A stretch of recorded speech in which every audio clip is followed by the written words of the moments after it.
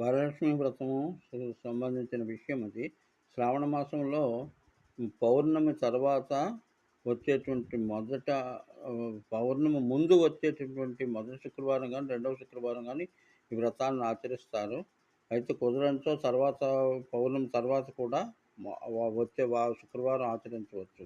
అయితే తోరధారణం అనేటువంటి చాలా ముఖ్యమైనటువంటి విషయము.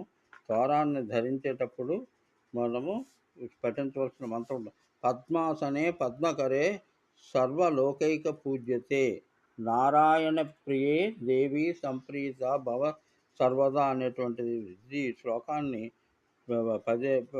పఠించి తోరాన్ని దక్షిణహస్తం అంటే కుడి చేతికి 9 తోరాల సంప్రాప్తించి కట్టుకోవడం అనేటువంటిది చాలా ముఖ్యమైన విషయం.